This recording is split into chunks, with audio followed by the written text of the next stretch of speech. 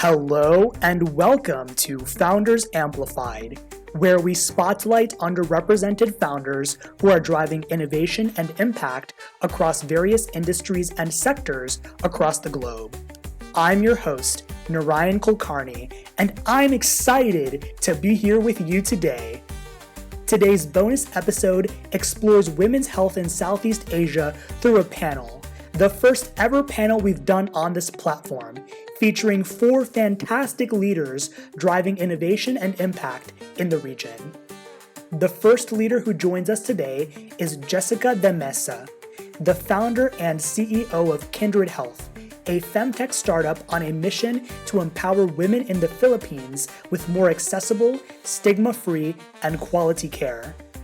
The second leader who joins us is Mayra Hurtado, the co-founder and CEO of Prelude Health, which created Hormony, the first rapid salivary hormone test paired with an AI-powered app that delivers personalized lifestyle insights for women in perimenopause. The third leader who joins us is Sastya Wardani, the co-founder and CEO of Ovi Health, which empowers women across Asia to navigate fertility, hormonal health, and longevity through technology, clinics, and community.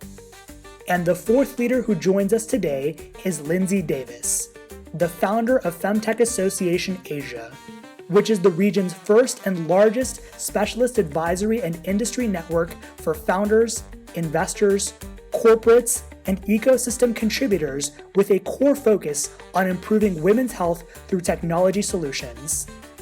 Lindsay was also our featured guest in episode 26 of the Founders Amplified podcast, in which she shared more about her journey, about Femtech Association Asia, about the incredible work done by Femtech Association Asia members, including but not limited to the 3 other leaders here today, and exciting trends in women's health in Southeast Asia. I highly recommend that you also listen to episode 26 with Lindsay because of how nicely that episode complements this one. So, now that you know a little bit more about what to expect in this bonus episode, let's dive in to the conversation.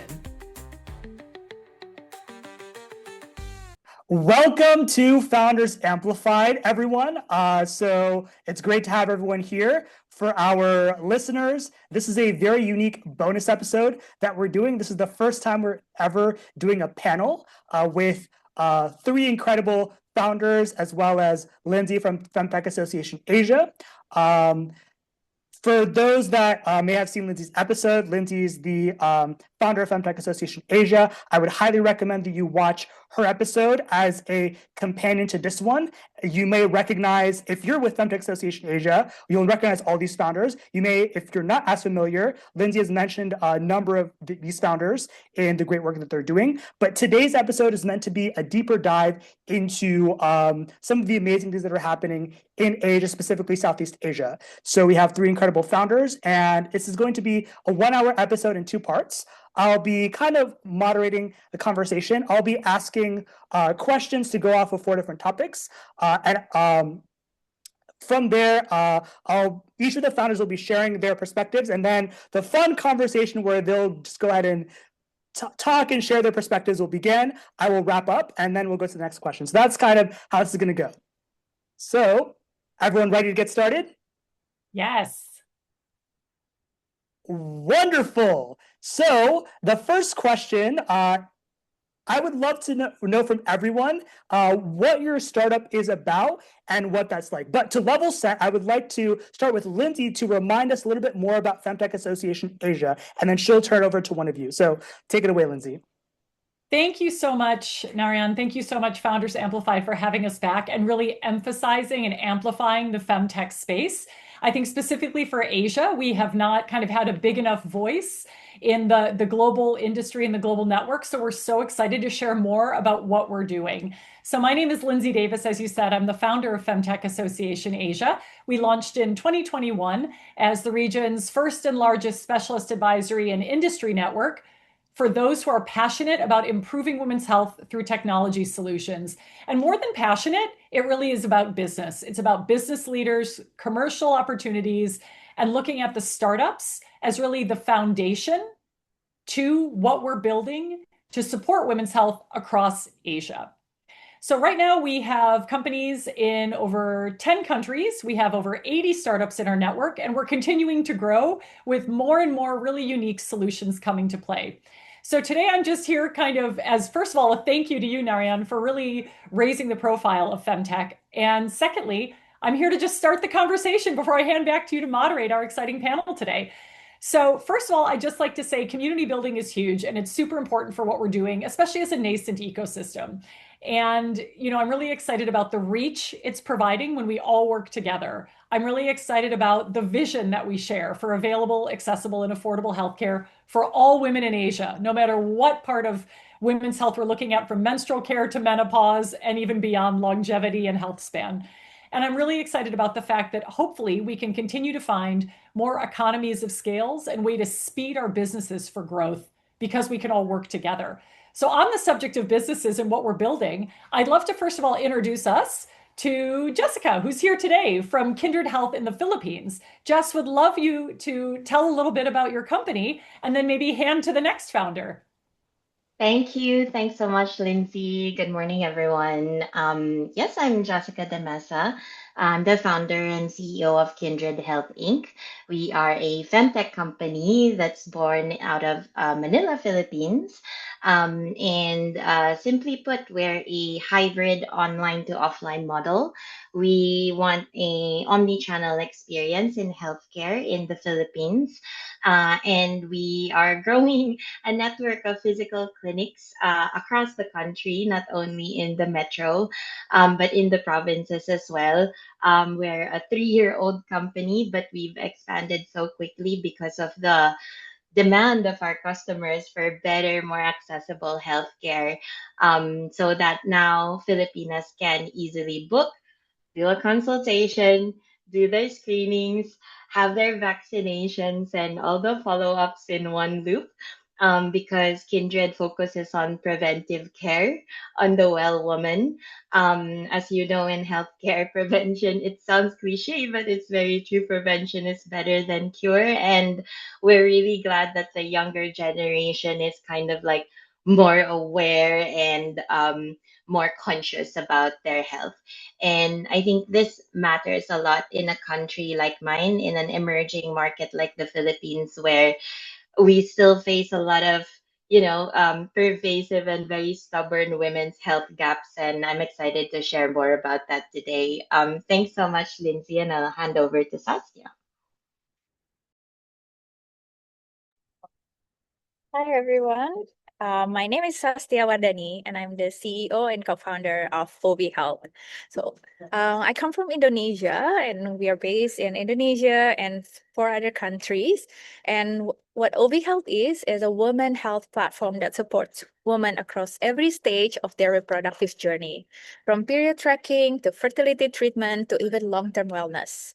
We combine daily digital tools, clinical partnership, and system integrations that women use us to track cycles and symptoms, while clinic use us for patient care. And now we're integrating with national health records and insurance. And what makes OV unique for us is that we see reproductive health not as a phase, but as a foundation of longevity. Hormones influence everything from our brain to metabolism to how we age, right? And by helping women early, we're shaping healthier, longer life.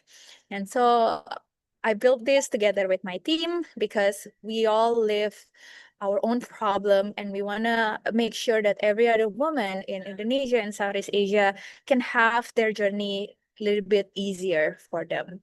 And I know how invisible these struggles can be, yet they affect every decision and every stage of a woman's future. So that's how we start with OV Health. Next to you, Mayra.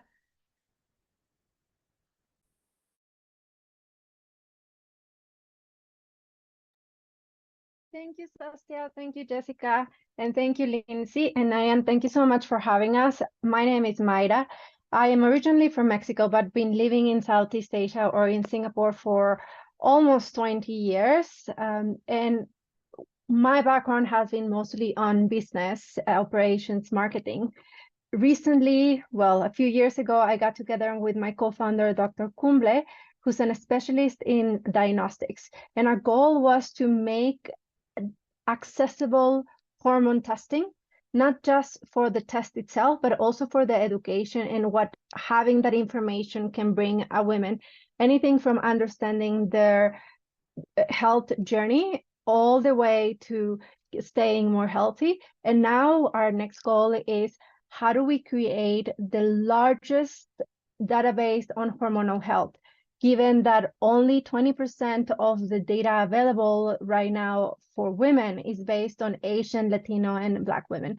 So our goal on one side is, yes, provide affordable, accessible hormonal health testing, also education on how to use those test results, as well as how do we create information so we can give scientists and doctors better tools to make decisions long term. Wow, amazing. Thank you all so much for sharing the wonderful things that you're doing. As a quick housekeeping note, so I see Jessica, you're giving your hearts. Feel free to give reactions, whatever you feel resonates at any time. Also, if you have coffee, drink water, whatever makes you feel comfortable. But now, would invite each of you, is there anything that someone else said that really resonated? Feel free to come off mute and share.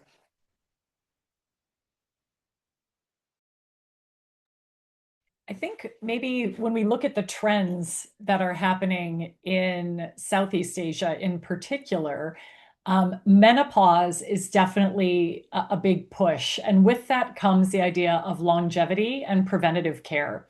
So I think it's really interesting to think about how we are pivoting from women in their reproductive years to say, how are we actually supporting women beyond that? And I think we see that in Jess's solution with hybrid health, not only looking at solutions for reproductive age, but saying how do we keep women safe through their whole journeys? And kindred health with Sastya and Ovi Health, actually looking at ovarian health as a key indicator of longevity. And of course, having an available solution that we can actually finally start tracking with kind of a first of its kind solution from Mayra. So I just wanted to bring up that is a real trend that we've seen in 2025. That the looking at women who aren't just of reproductive age and actually older as a key demographic. And also it makes sense when we're talking about business because who has more money to spend? Typically women, as we get older. And I think we do prioritize our health as we get older. So I just wanted to raise that as a really interesting trend that we've seen across the region and something that founders like these three are really trying to support and create solutions for. Well said, Lindsay. Any other thoughts from anyone? Anything that resonated with what someone else shared? Oh yeah, definitely. Oh, sorry. Sorry. Um, yeah, well, definitely resonating with what Lindsay, Saskia, and Myra said about longevity as well. I don't know if you know, but in the Philippines with the older generation, there what we've seen is that, of course, we have a small pool of patients that are 50 plus. Our senior vaccines, for example, they buy into that consultations, but then we realize that they're definitely less aware versus our younger customers who are very specific about what they want. So there's still, if you think about it, it's not just the younger women that we need to educate, things that we wish we had ourselves before growing up, but also actually the older woman. I think overall women's health has not been top of mind, hasn't been a priority. I mean, as Southeast Asia, definitely I could say that, right? Based on our own experiences as well. But I think Myra said it, when you start with education, not only the tools, so you give them the tools, you give them the service, but also the education piece is very, very important, just like with Kindred, because that's actually how we're able to attract customers, not because of your well designed clinic space, not because you have a complete hormone panel, but because they're benefiting from just being aware, like, oh gosh, I actually need to think about it, that, oh gosh, I don't actually need to bear the symptoms of menopause. There's actually treatments for that and tests for that. So it really, really starts with education. That's a big, big, big factor to also, the our early growth in Kindred. So thanks for sharing that. I mean, and to add some stats on that, I think when we look at the age of women who are going through, menopause, we're looking at older women, which is going to be a lot of senior leaders in the workplace. And we ran a survey in 2024 in partnership with Milu Insight, and we asked, do you think there's adequate workplace support and understanding of menopause, especially in the workplace? And only 31% of women in Southeast Asia said yes. And kind of notable was that in Singapore, we saw that almost half of women, about 46%, believe there's a lack of support, whereas in Vietnam, 41% think that there is enough support being given. So we can see that these are low numbers, that if only, less than a third of women think there's adequate support in the workplace. So part of that is, again, how do we integrate into benefits programs and employee benefits programs tools, access to support, these types of things? And I think ultimately we know that, a healthy workplace is a productive workplace. So even looking beyond the consumer, it's saying, why is this better for businesses? And I just wanted to raise that as something that, the consumer demand is there. We know that there's a gap. So how do we start filling that with femtech solutions? And it's interesting because to add to that, we've been tracking these trends for 4 years now, and we've seen that exactly since it was really difficult to have these conversations about menopause and perimenopause when we started. And thanks to all this education and all of this group of people doing a lot of work to talk about it, we've seen a 400% increase in Google search trends about menopause and perimenopause. That has been a game changer for not only women, but also for founders that are looking for solution. So as Lindsay is saying, we have huge demand. We just don't have the tools to service that demand, nor the specialists, nor the studies to service that demand. So I think what makes femtech so exciting is that it is the experts on the topic, both as consumers and scientists and consumer and marketeers, building those solutions directly for that consumer.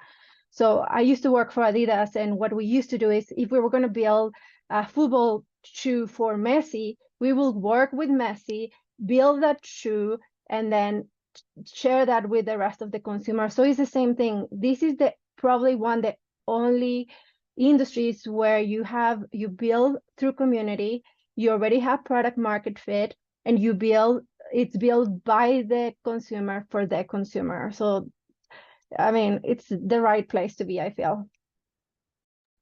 And with the increase of awareness that we all talk about here, I also see, the rising trend of not only the awareness, but the realizations in the women within the productive age that they could probably have problems that has never been diagnosed before. Like when we talk about like menopause or perimenopause, that's also because we have been talking about this among, the generations. But there's a lot of like rising problem when it comes to women's health. Could be as simple, not as simple, but like could be as common as like PCOS, endometriosis that are experienced by the younger generations. They didn't know about it because probably our generation are the one who like teaching them, right? But then there's also like a lot of other things that maybe women in early 30s or like late 20s are experiencing that is like more severe, that is more closer to perimenopause and menopause syndrome, such as, due to ovarian failure, which basically is early menopause for, women in 20s and 30s. And I think because of this awareness that, we've been trying to talk about, or even like everybody here is like trying to amplify, we do, like, although we do see a rising problem in Southeast Asia, but that problem that now people seems to have is a good thing, because when we know there's a problem, we can solve it. And I think, like all of us, that's where we try to come in, like helping solve this many of like women's problems and like providing not only education, but the experience that would be better for them, not only for now, but also in the long term. Amazing. Again, thank you all so much for sharing your insights. So much like awesome discussion in the first question already. A few things I just wanted to emphasize or address, which I saw, which I think is important for our audience to bear in mind. So first of all, I absolutely love that we're talking about menopause. For people who listen to Lindsay's episode, we talked about this as well. Also, Lindsay also referenced other insights in her Amelia report. Please listen to her episode to get those insights, because education awareness is so important. I think what's absolutely amazing is each of you three, from what I'm hearing, what I'm sensing, is that you're addressing primary and secondary prevention in femtech, where there's been so much emphasis on tertiary prevention, which is important again, but like considering how complex each of your markets are, considering how like there's so much geographic diversity, considering how much there's a lack of data, but also like considering how much like everything we're talking about affects women across their lifespans. Education is so important. I just think it's so impressive and so amazing that each of you are using data, facts, really thoughtful business planning, all the business fundamentals to address the public health side of things, which creates, of course, broad awareness, broad change, but also from a business standpoint, lifetime value, which can be leads to profitability, also leads to investor confidence, also leads to just like the industry growing as a whole. So amazing insights. I wanted to add those things as well. So thank you all for sharing. Now to our next question, talking about like, so each of you, of course, are addressing, we can say education one way, but also you're addressing different problems and the very vast space that's femtech. And again, a very vast market. So I would love for each of you to tell me how your startup is different from other solutions in the market. And Jessica, if you could start, would be amazing. Yeah, thank you so much. Well, actually, whenever I get asked this question, I get a little bit nervous because we don't actually have like a particular niche in femtech. We're actually all-in-one platform, kind of like we want to keep building full stack solutions, not just point solutions. For example, we combine digital care and in-clinic care, right? And many kinds of women come to us for different things. For example, 30% of our gynae consults are PCOS, PCOS care. 30% of our overall consults, for example, deal with psychology and psychiatry as well. In the clinic, for example, most of our clinics are utilized about I think 50%. The last 3 months are more on preventive procedures, vaccinations, different kinds of therapies, etc. So I guess even if me as an entrepreneur, and I'm very well aware that, you know, when you build awareness around that niche, then you win there. But my dilemma has always been, I guess we've always just been following what our customers demand from us and what they want us to do, and we see if it's feasible to build the solutions, whether in-house or partnerships with companies in the Philippines like Sastya and Mayra's companies, for example, for ancillary service partnerships to be able to build and complete that care cycle. So are in the local context, I think this is super important. In the Philippines, there's no other women's clinics, women's clinic chains but Kindred. So they come to us for like many different kinds of things, different socio-economic backgrounds, different age groups. So when, you know, whenever the team and I go back to the drawing board and say, you know, what will really make us unique is not really about the categories that we serve, but the way that we serve them.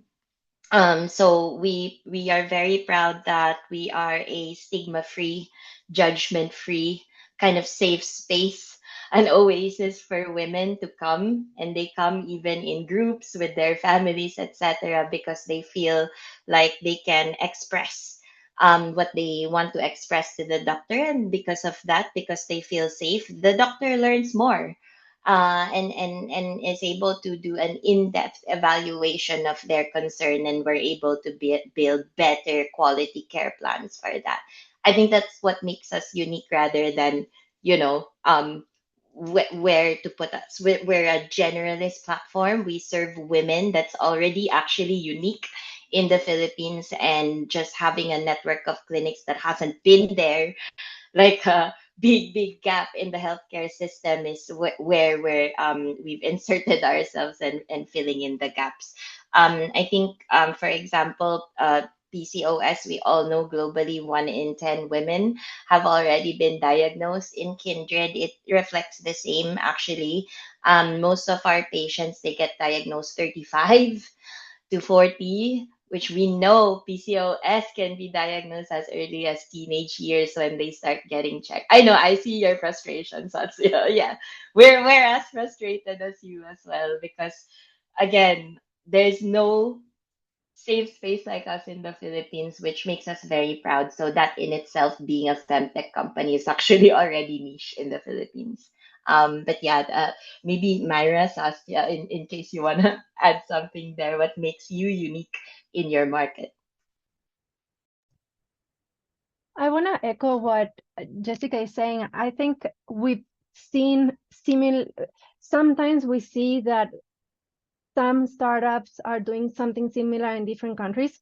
However, the context is so important, because even though the issue is systemic, it's very, very important to contextualize what that solution means to that particular geography. So meaning that maybe something that works very well in the US, that is also maybe physical and digital platform, it might not be what a platform might need in different countries of Southeast Asia. Even in Southeast Asia, all the different countries are so different, like you just said, Nanyan, that just in terms of logistics, language, regulatory, it really will make a big difference for a company to operate. So that itself, just the knowledge of that geography, it's such a big differentiator. And having said that, in our case for Harmony, aside from the fact that we really believe that Asia and Latin America are, first of all, the largest growing population, the population that is also learning to take care of themselves faster, the largest in terms of hormonal healthcare. And we believe that we need to improve the data availability for these two regions. On top of that, we are the first at-home rapid saliva testing available in the market. The tests that we're using were actually firstly developed for athletes, elite athletes from the Premier League, Olympic athletes, so professional sports and corporate partners. And based on that technology, we can say that we have very strong technology that can now be put on the hands of women. So yeah, I think context and technology are two big differentiators for us in Harmony, but in general for startups in Asia, in different countries of Asia, it's something to be highlighted, how important it is, the context that they're building on. What do you think, Sastya? Yeah, of course, like this is, I would say, like the best way to explain the differences among like not only the three of us, but the whole, I think, solutions that is available is to also look at the journey a woman actually go through, right? Like some people would like always say that, oh, you're also like a woman solutions. The other person is also a woman solution, and the other person is a woman solution, thinking that women need only like one solution, which not entirely true. And even for every woman itself, every stage are different. Like, the way our hormone works, the way our reproductive organ works. And I think that's how each and every one of us here trying to solve like a very specific solution in and those stages. And for example, like for many women, obviously it always start with confusion because we haven't been talking about it enough. And maybe like their periods are irregular. Maybe they also feel like constant bloating, or even they're struggling with acne and mood swings. They typically maybe go online, they try tracking apps, and which most of those are just like telling you when is your next period might be. They don't really explain why your body feels the way it does and how it connects to your future health, right? And then when the issue gets more serious, the next step is usually a clinic. That's definitely where Jessica's clinic do amazing work. But sometimes, even for this woman, when they go to the clinics, they still feel lost. They don't know what's actually happening. They don't even know how to tell the doctors how they feel. They get probably like a few minutes with the doctor, live with the prescriptions, trying to solve that very specific problem, like or symptoms, without actually addressing the root cause. And then they go home alone. They're alone, and they try to do like repeat the same thing, second guessing if they're actually doing it the right thing. And for some women, they might look into for something to test themselves at home, just to try to understand like whether they're gaslighting themselves or not, right? And which is also an incredible tool, whatever is probably available out there. But again, this data without guidance can also feel overwhelming. It's creating more not to say problem, but it's like chance for second guessing ourselves. And many women get a result, but don't even know how to turn that into action. Or they don't even have a clinic that they trust, they haven't found it yet, or even they don't know the way to continue the journey.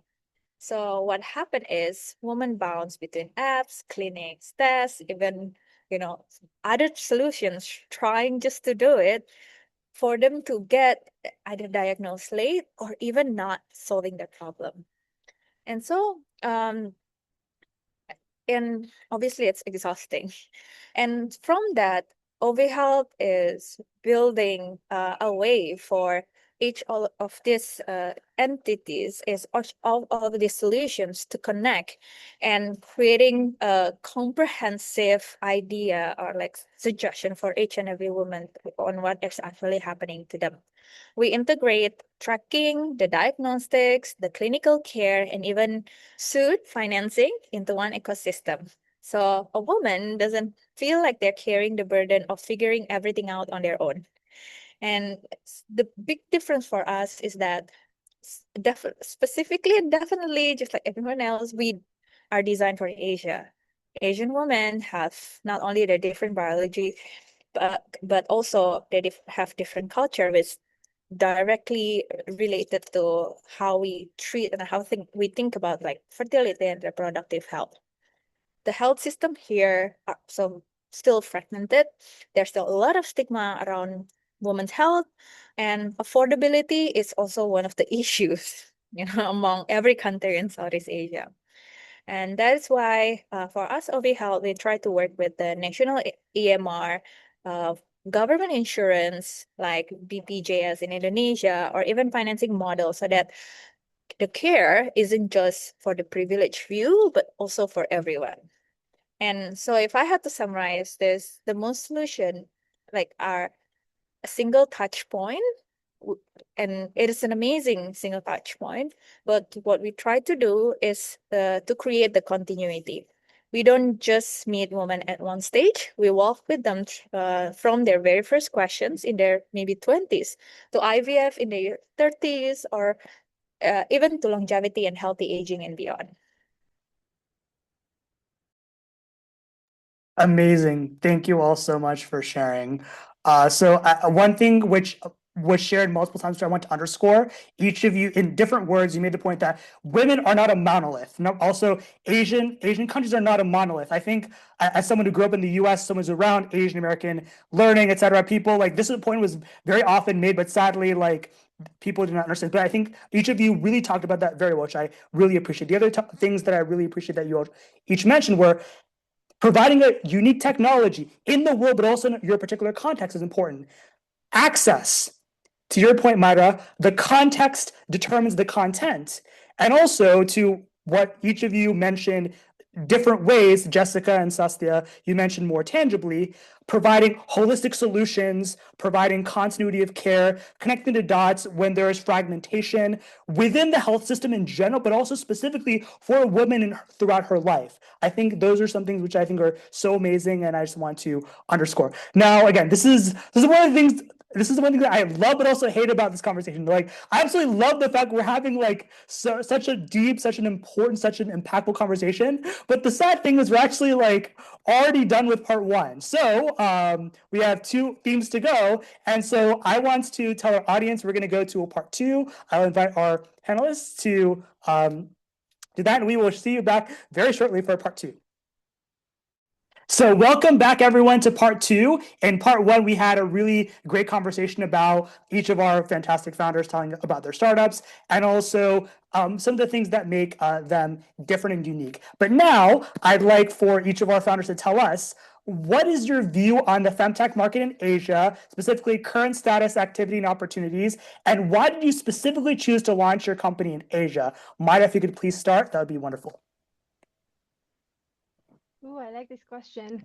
I think one of the things that because we did a lot of market research about what are the best places in them and had many parameters. One is population growth, the other one is technology adoption, the other one is just the sheer opportunity where it hasn't necessarily been covered by traditionally about other companies. So there's quite a few levers that we see as a huge opportunity for Asia.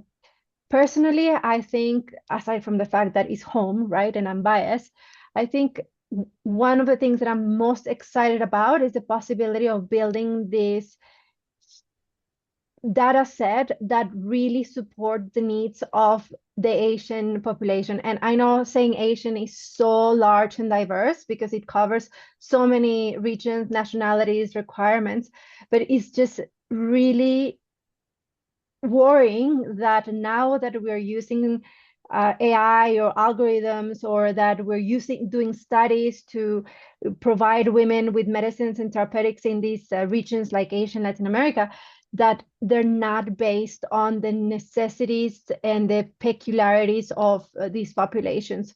So a huge opportunity, a huge need as well. And I think also the ability of this region to just adopt technology so quickly is something that you would hardly see in other parts of the world. And I've worked through many geographies, so I can tell you with a lot of certainty that Asia, it's going to be very quickly at the forefront of a lot of these innovations. What do you think, Jessica? Yeah, thank you, Myra.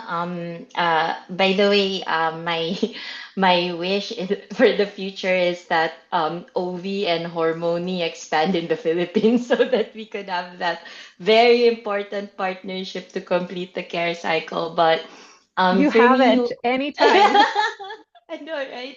I'm happy to navigate the regulatory aspect also with you in the local context if ever it comes to that. But really looking forward to that, and we aim to do the same from Philippines to Southeast Asia, so we can also provide that space. But why Philippines? I guess I'm just gonna get a little bit personal about this. I'm Filipino, born and raised, and I think I was away for about almost a decade working in Singapore and the UK. I was working in tech for a long time, but before that, I was actually a registered nurse in public and private hospitals and clinics in the Philippines. So healthcare is very dear to my heart. I also kind of grew up being influenced by my grandmother and my family. My grandma was a doctor for the United Nations. She spent about a decade in Malawi and Africa. So she's really someone I looked up to.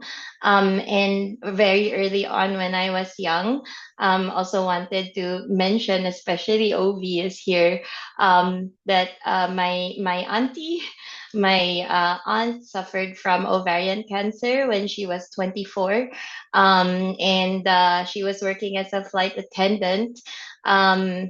I think I was about 9 years old at that time. She used to be the one to like drop me off and pick me up to school. That type of relationship with my auntie. And when she was 24, she went to the New York Cancer Institute because my grandma couldn't find solutions here locally. So imagine how much, I guess, like cost and logistics and the toll on her that it took. Sadly, she passed away that same year because it was actually stage 4 ovarian cancer, because the doctors in their company clinic only diagnosed her with gastric pains and, is it your time of the month, menstrual period? I see Sastya's eyebrows are like, what the? Yeah. But yeah, so like simple diagnosis is a prescription for your tummy ache. But it was actually stage 4 cancer. It was really, really big. And it was too late to save her. So very early on, my eyes have been, I've been very, very hyper aware. And so when I was able to go back to the Philippines, I thought, a lot of realizations. I want to go back and contribute to what I know now. In the UK, there's so many women's clinics and apps, like excellent customer service for anything. Singapore is leading the way in femtech. I think we need more solutions like this. I wish we had before. Lindsay can validate me, right? But from what I know, in Southeast Asia, we already have over 100 femtech companies, and investors are actually already taking notice, which I'm really glad about, because when femtech companies like Ovi and Hormony and others, raise the flag and increase more awareness, then that's better for all of us, because then investors are taking notice and, hey, these integrated care models in Southeast Asia, there's like what Lindsay said, there's a big demand, there's a big gap, but not a lot of, entrepreneurs and founders, and even in the medical community, are comfortable jumping into this kind of innovation because it's hard. It's extremely hard, but someone's got to do it. So if you ask me, okay, why did I come back into things? Why are we building these solutions? Because it's urgent. It's an urgent need. And if I'm someone like Sastya and Mayra is actually interested in that and can do that and can build the capabilities for us to make progress, then it'll be solvable. And what I'm excited about as an entrepreneur is the scale of it as well.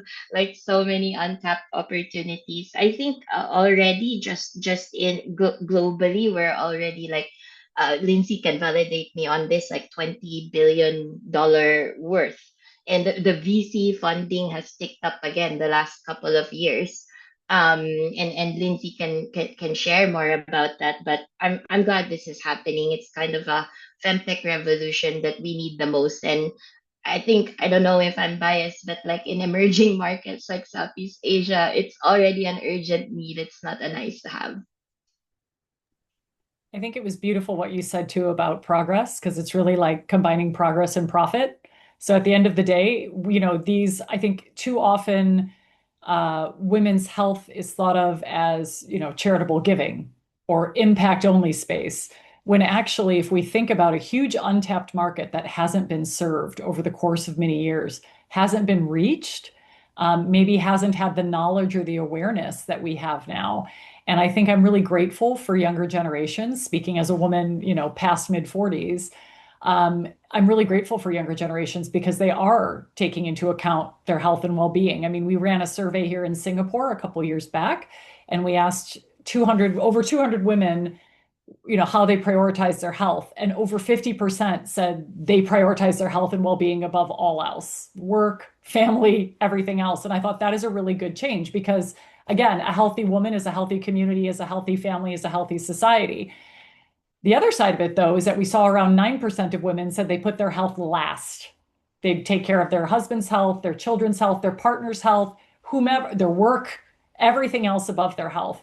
So I think creating these spaces and solutions, and by spaces, they can be physical or virtual, as well as solutions that are convenient and can be in the home, like Hormony, we can learn more about ourselves. So when we ask these same individuals, actually in Hong Kong as well, and actually in our report last year among multiple Southeast Asian countries, convenience reigns. So we talk a lot about cost, which is very true. I mean, we need things to be affordable, right? I mean, that's just, it's fact. We need things to be affordable to take care of our health and our healthcare to be affordable.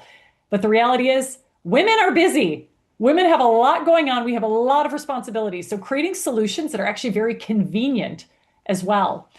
And one final point I wanted to make, Jess, that you brought up, and I think reflects what you're doing in the Philippines, which is why there is so much promise and is so much runway for revenue and for success in business success, is the fact that we are seeing a trend in Singapore now, similarly, of women's health clinics, of places that started as virtual or GP clinics that have actually transitioned into women's focused.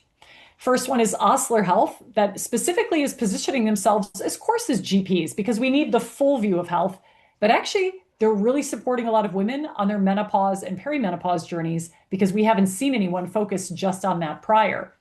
Secondly, we're seeing Hey Taylor, which actually started as virtual fertility company and fertility support. Well, now they actually have a physical space. They actually had a van for a while too that would drive around town with mobile care. They now actually have a physical space.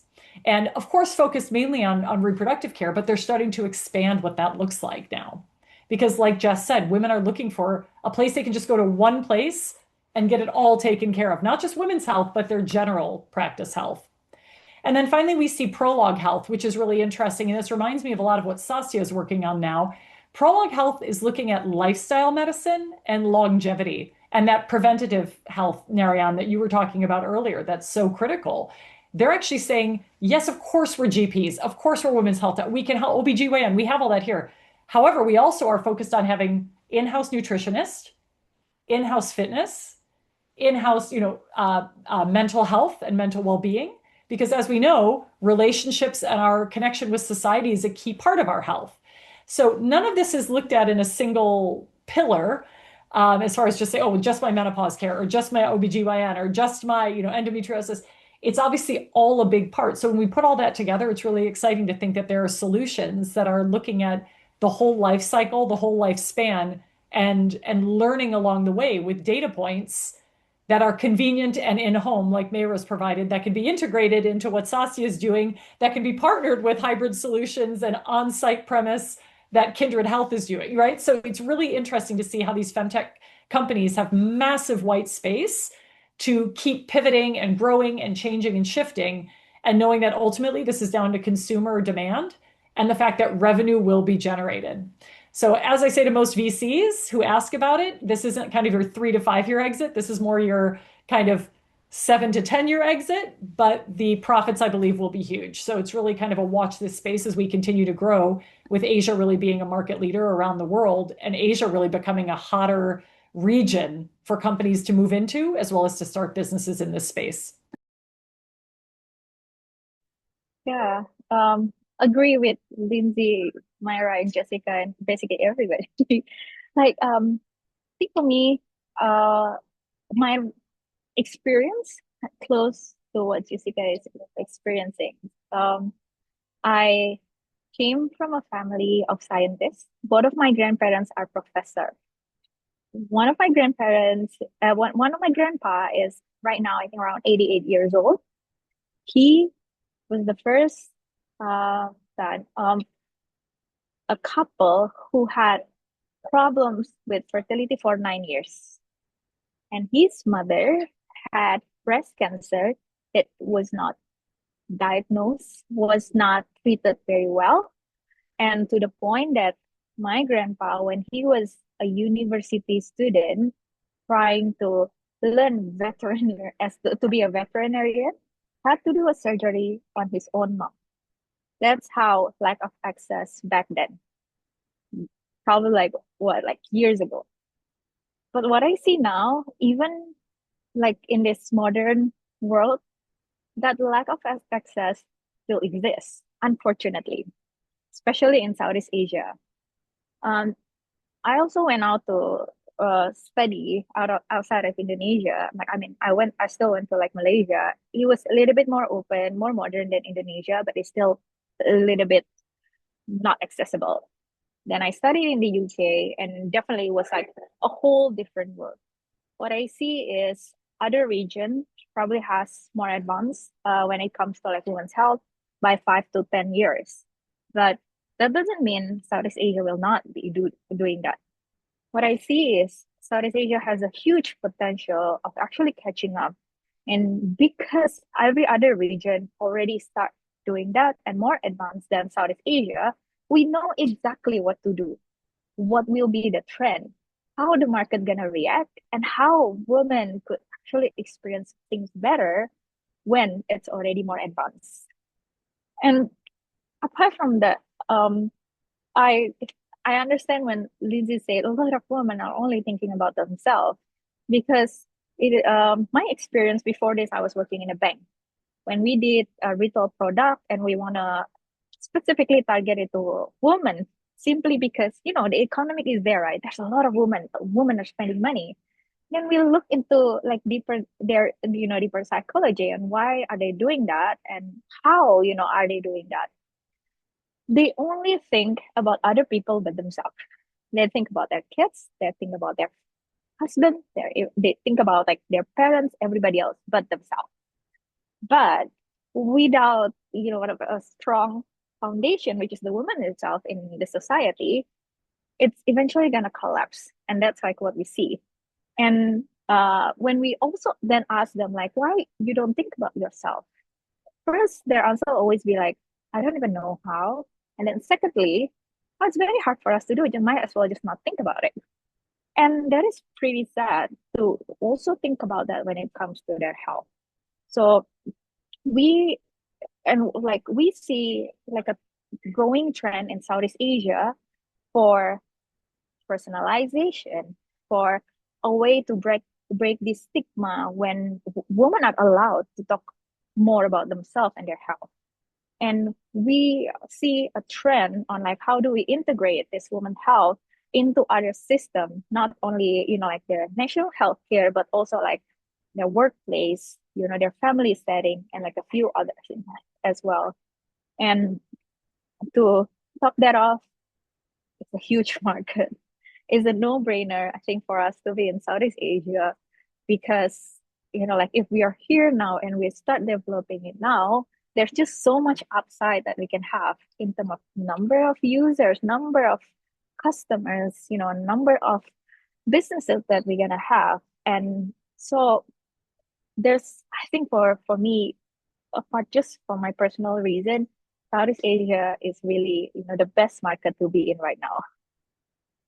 Well said. Really appreciate how each of you have shared in your own way personal experiences that lets us, and being at home, but also things like population growth, tech adoption, lack of coverage, urgency, consumer behaviors, such a confluence of factors that leads to Southeast Asia being such a powerful market. Now, I'm sure each of you I know Lindsay and I talked about this, and also each of you have talked about this. You're so passionate about femtech. This is like such an amazing market, and like it's just like it's been such an amazing conversation. But we are very, very close to the end of our conversation, so I have two quick questions, and I would love for each of you to give a rapid fire answer for each. So, can everyone tell me what is one goal that you have for your company? Sastya, if you could please start. Oh, a lot of goals, but I think our first goal is first to scale our impact, not only in terms of number, but also in deepening our ecosystem and making it more accessible for women. So we are working with few entities, be it in Singapore as well as in Indonesia, to open this access so that we can offer not only things that are very specific to medical, but also the support system such as financing. So we want to help women not to have to choose between health and affordability. But beyond fertility, our vision is also about longevity. Women are living longer than ever, and reproductive health is the starting point on how we age, from like bone health to cognitive function. And so our goal is to be the partner that supports women not just to conceive, but to live well in their 60s, 80s, and beyond. So whether you're like 25, just starting to learn about your cycle, or like 45, thinking about your long-term health, OV Health will be there every step. And with that, we also look into being the like one source of truth when it comes to women health by combining all of these informations and data and symptoms about women that eventually can help not only our user but like women everywhere in Southeast Asia and the world. Okay. Mayra or Jessica, what do you think? What's one goal? Very briefly, what's one goal for each of your companies?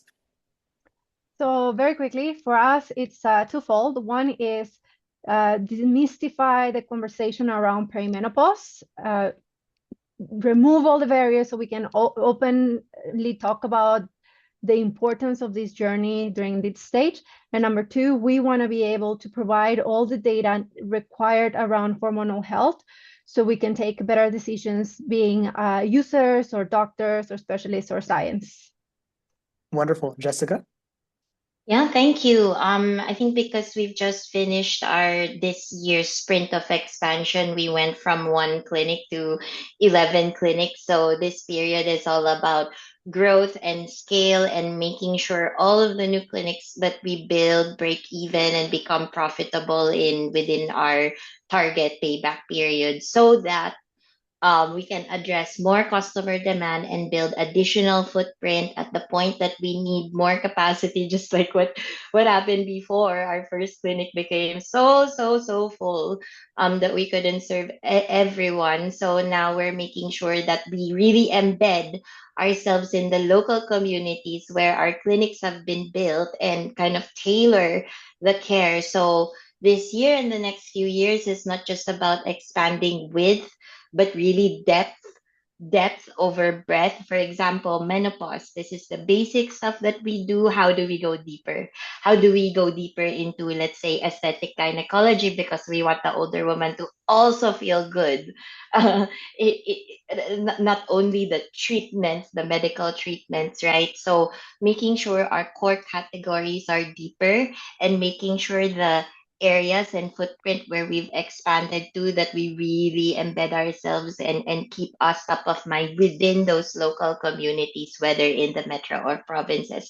And hopefully find more investors who not only care about profit, just like the investors we have today, but also the impact we're making because super important for us to be able to train the trainers in the local communities, train the teachers in the local community. So hopefully it's not only a kindred only effort, that we have the capabilities to work with local governments even more and more and more because we obviously this kind of pressing need in women's health, not one company can do that alone.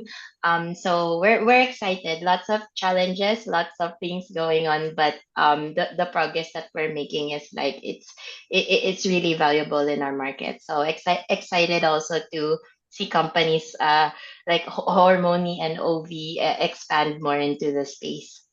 Wonderful. Thanks so much. So now time for our signature question, but this is going to be a different signature question because the special episode. So tell me one word that captures what you feel about femtech. Just one word for starting with Jessica. Just say one word. This is hard, just one word. Relief, actually. Relief? Okay, Mayra? Community. Community? Sastya? Promising. Promising. Amazing. Again, thank you all so much for an amazing episode. I know like this could go on for forever, but like each of you, I want to thank you for Jessica, Mayra, Sastya for sharing your incredible insights. I also want to give a huge shout out to Lindsay. So a bit of a behind the scenes thing. So after Lindsay and I had our amazing episode, which was amazing, Lindsay went ahead and we immediately had a conversation about this episode. Lindsay went ahead and she proposed the backbone for what was much of this structure, and then we co-created this with everyone. So I want to give Lindsay a huge thank you for providing structure, but also in her own way modeling what an amazing ecosystem builder is. And again, thank you all for a fantastic conversation. I know it's like night time for some of us, but also morning time for others. So I wish you all have a wonderful rest of your day, and I know we'll stay in touch, but bye for now. Thanks, Thank Ariane. you. Thank you.